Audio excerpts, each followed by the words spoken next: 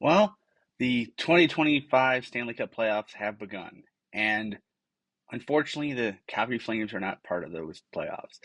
Now, if you had asked many who follow the Calgary Flames both up close and from far, uh, the premise of them potentially being anywhere close to the Stanley Cup playoffs prior to the 2024-25 season would seem a bit far-fetched. So, first of all, let's give some kudos. The Calgary Flames finished far closer to the Stanley Cup playoff cut line than anyone really thought they would, aside from those on the actual team itself.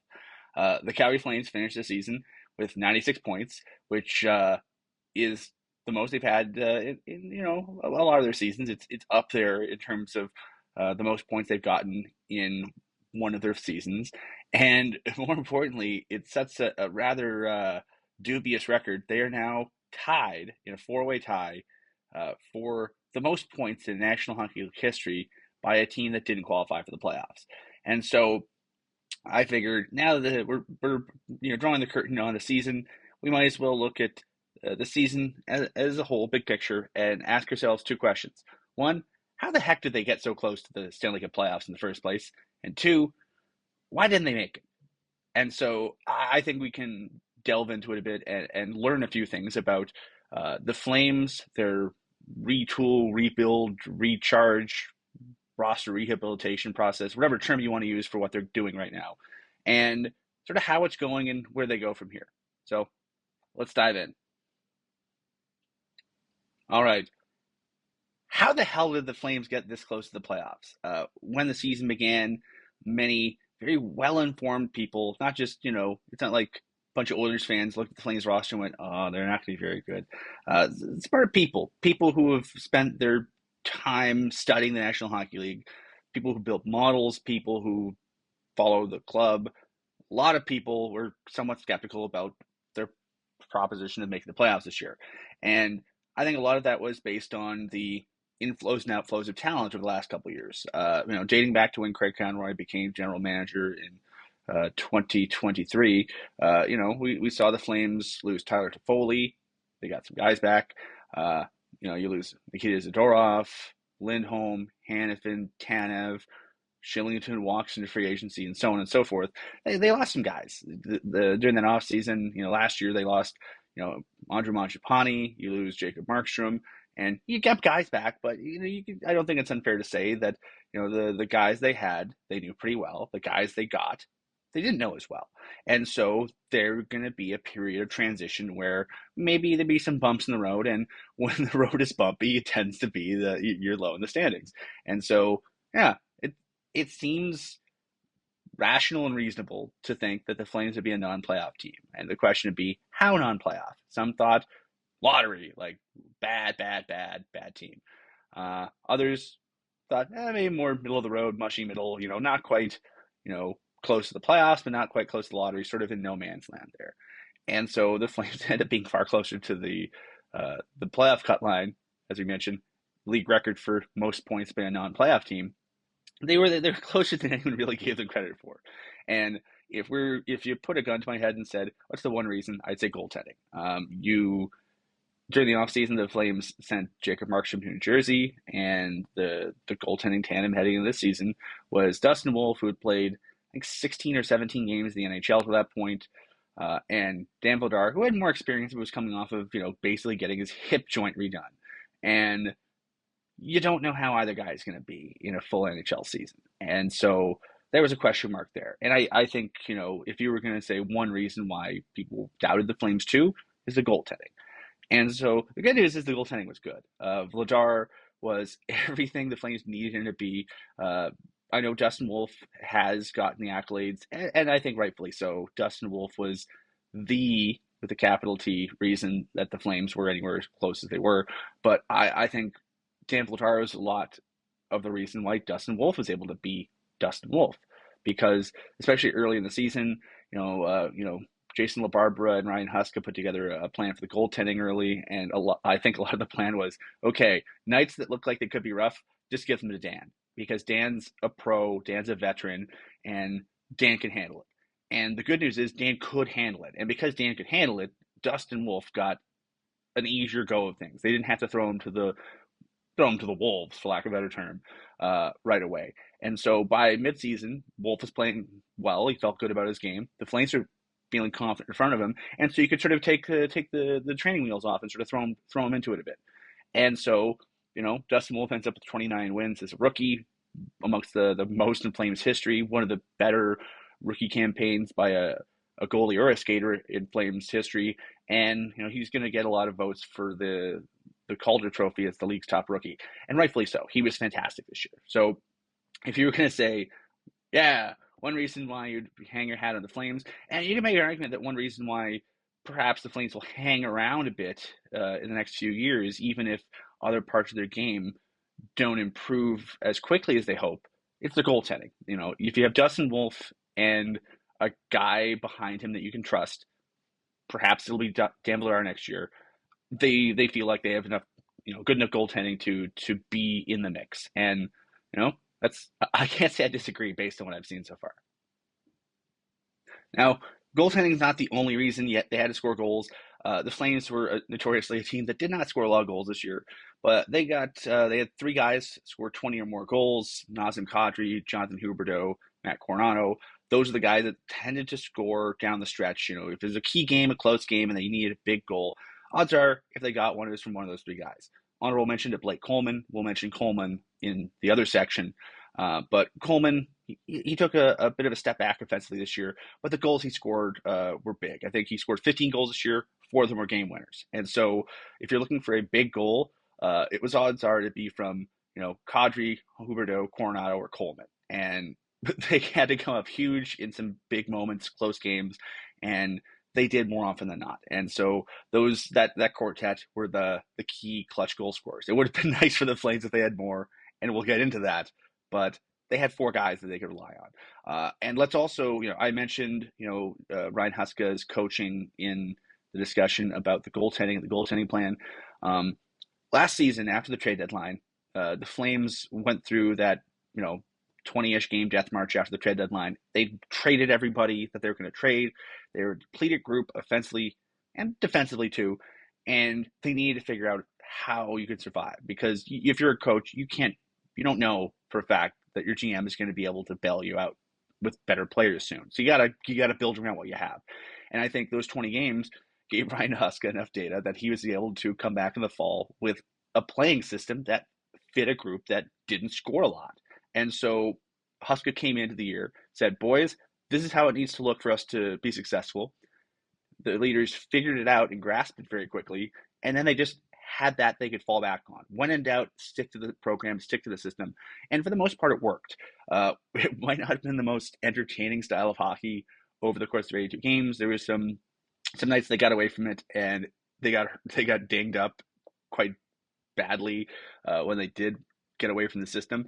But I think you got to give the Flames a lot of credit for sort of figuring out what they were and who they were and how they needed to play very early and having that to lean on. And so, the playing style feels like the kind of playing style that if you get a few more offensive players in the mix, guys with a bit more offensive flair, you have that system that could enable them to succeed very quickly.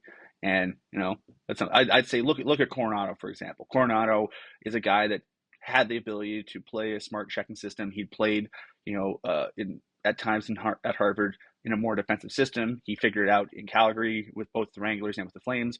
And so he was able to get that shot off because he grasped the system and they were able to put him out there in a lot of situations. And so if you have more guys with defensive upside like Coronado, I think this is a system that you can bring them into, have them grasp, and then they can have success scoring within that system. And, going forward, that'll be pretty important.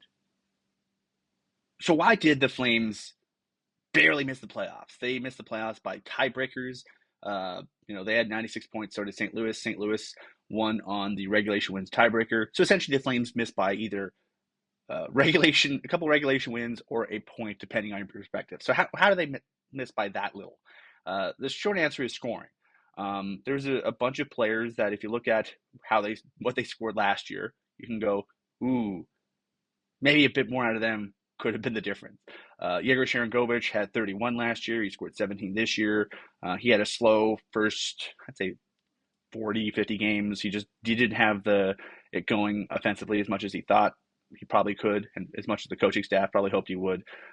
So, you know, 17 to 31, not a small jump, not a small drop off. Similarly, we mentioned it before, Blake Coleman, 30 last year, 15 this year. He had half as many goals. You get him a couple more out of him, 4 or 5 more out of him. That's probably the difference between make it, not making it.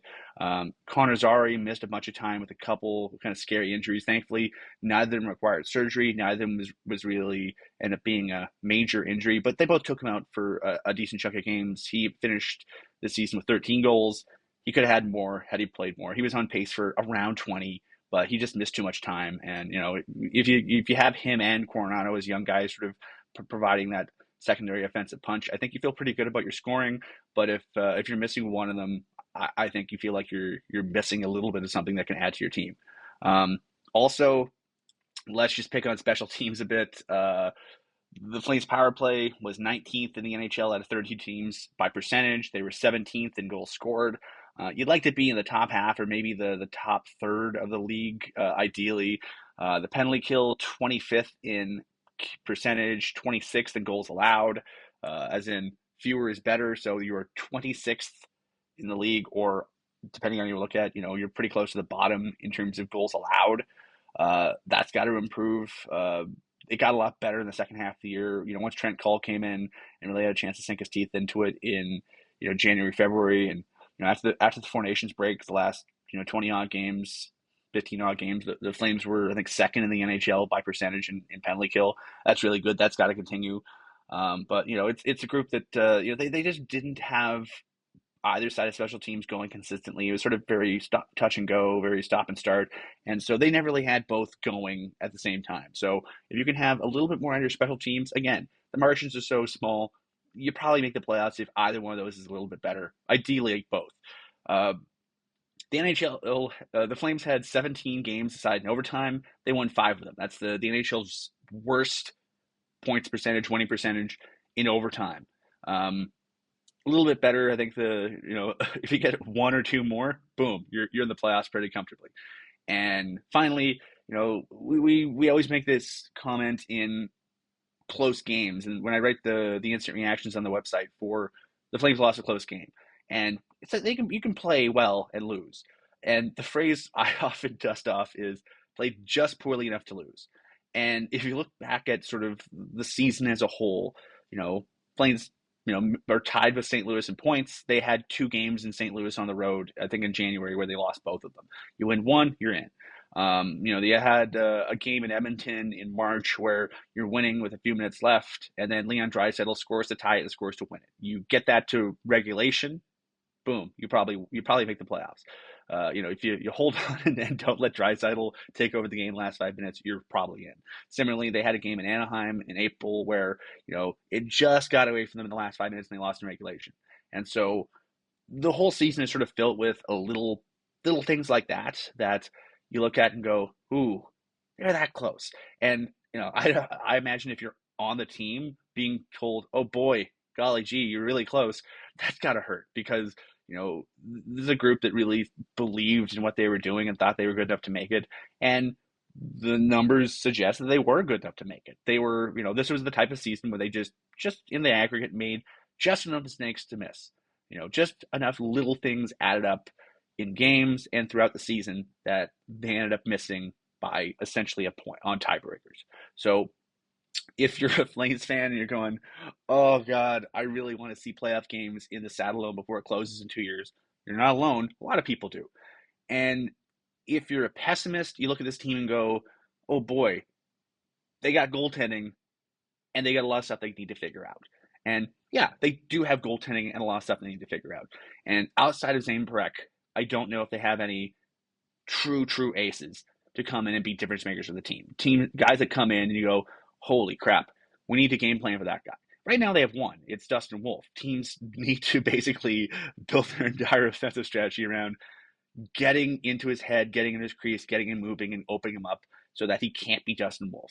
And that's going to be a process that's continuing because, he's very, very good. Beating Dustin Wolf is probably the key to beating the Flames, at least for the next while. You add Zane Perek potentially as early as next season. It makes your power play a little bit better. Probably makes you more dangerous offensively at 5-on-5. And with the playing style they have, maybe they can add Perek and not get worse defensively. And then suddenly you have that, potentially difference making offensive weapon on your blue line that you didn't have before. And it makes it a little bit easier for everybody. And maybe it opens up chances for Coleman that you don't have to work as hard for as he did this year. So there's a lot of things they could do, but Perek has played one NHL game and he was very good in that game. But you need to sort of see him in more of a controlled setting to see if he can really be that. And beyond that, the Flames have a lot of prospects in the system that are pretty good to really good prospects, but I would argue none quite to Prex level. So it'll be, coaching tweaks, systems tweaks, little things like that. How do you get your penalty kill to be a little bit better? How do you get your power play to be a little bit better? How do you make life a little bit easier on Justin Wolf defensively and have a few, a little bit fewer gaffes and bounces against you in your own end? So will the Flames make the playoffs next year? I don't know. I'm a lot more confidence in the Flames to ability to make the playoffs over the next couple of seasons and see playoff games in the Saddle Dome before it closes than I was a year ago.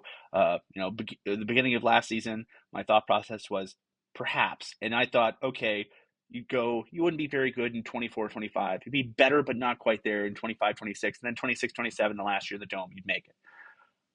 I'm a lot more confident that that might happen next year than I was a little while ago. And at this point, if you ask me to make a prediction, I'm thinking we probably see playoff hockey over the next, in each of the next two seasons.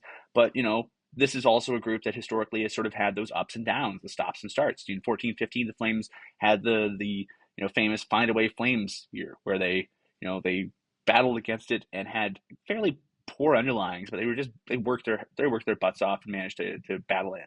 And then they took a step back the next season, and they took another step forward, and they took another step back. So I think if they can figure out a way to sort of smooth out those rough patches and sort of make them a bit more of a steady upward march in terms of the quality of the team and the performance of the team, I think that'd be better, and I think that'd make Flames fans a little bit less anxious about the direction of how things are going. But overall, I mean, I think there's a lot of things to be happy about regarding how the Flames did this season. And, it's going to be up to them to sort of take what worked and take what didn't and build upon it to make them, a team that's a little bit more formidable in a year's time and potentially a team that, does not set this kind of a record next year. Ideally, if you can be a 97 or 98 point team, maybe a 100-point team, you're playing in the first round rather than me making a video about you missing by tiebreakers. So, I'm sure they would love to have me do fewer videos about this and more videos about them making it. So we'll see what happens in the next season. That's all I got. Thank you very much for watching. Thank you very much for liking and subscribing. If you like this video, click like. If you really like my videos, click subscribe. If there's any videos you want to see me make over the next little while as we head into the off season, please, suggest them on social media or in the comments. And, thanks very much for watching, and I will see you next time.